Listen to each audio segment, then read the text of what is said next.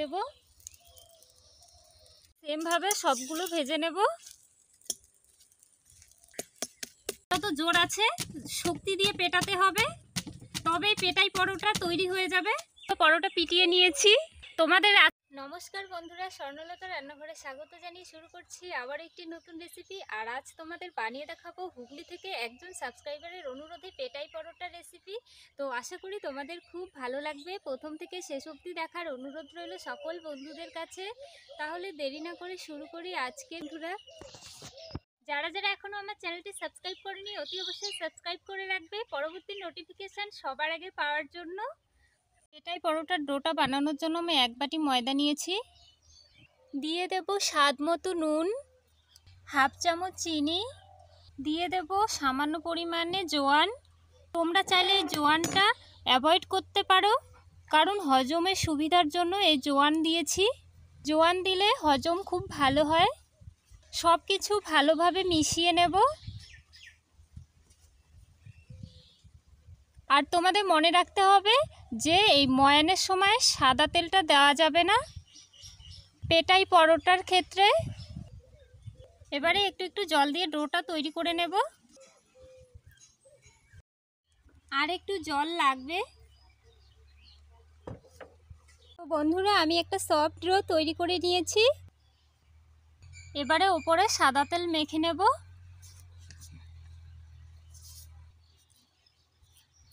এভাবে তেল মেখে নিয়েছি।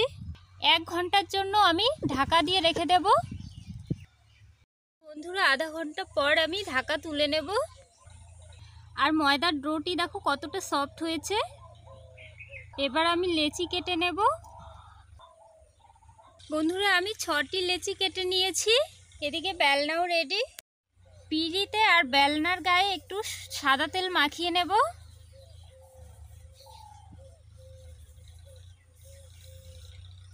ময়দা ছাড়াই বেলে নিতে হবে, যতটা সম্ভব পাতলা করে বেলে নিতে হবে। আমি বেলে নিয়েছি। এবারে এই ছুরি দিয়ে একটা সাইড কেটে নিতে হবে এইভাবে, আর এইভাবে রোল করে নিতে হবে।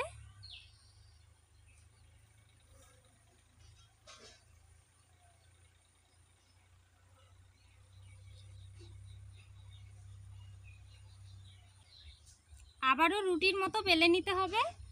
আবারও রুটির মতো বেলে নেব।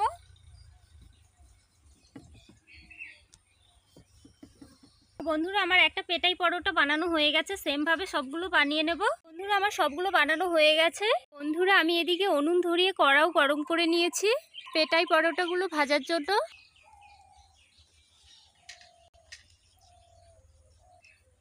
তো বন্ধুরা আমি একটা পেটাই পরোটা কড়াই দিয়ে দেব। এপাশ সেকা হয়ে গেলে উল্টে দেব।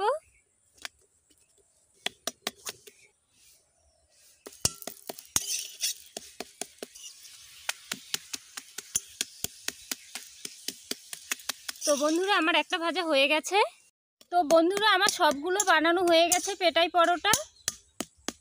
বেশ অনেকগুলি বানিয়ে নিয়েছি। এবার পেটানোর পালা। বন্ধুরা এবার পেটানোর পালা। গায়ে যত জোর আছে শক্তি দিয়ে পেটাতে হবে, তবেই পেটাই পরোটা তৈরি হয়ে যাবে। বন্ধুরা আমার একটা পেটানো হয়ে গেছে, বাকিগুলো সেমভাবে পিটিয়ে নেব।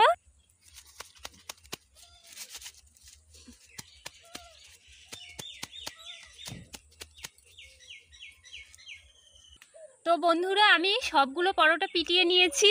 তোমাদের আজকের এই পেটাই পরোটা রেসিপি ভালো লাগলে অবশ্যই লাইক কমেন্ট শেয়ার করে পাশে থাকবে। আজকের রেসিপি এখানেই শেষ করছি। সকলে ভালো থাকবে, সুস্থ থাকবে। আবারও দেখা হবে নেক্সট পর্বে। ততক্ষণে প্রিয় বন্ধুরা সুস্থ থাকুন, ভালো থাকুন। ভিডিওটি দেখার জন্য অসংখ্য ধন্যবাদ।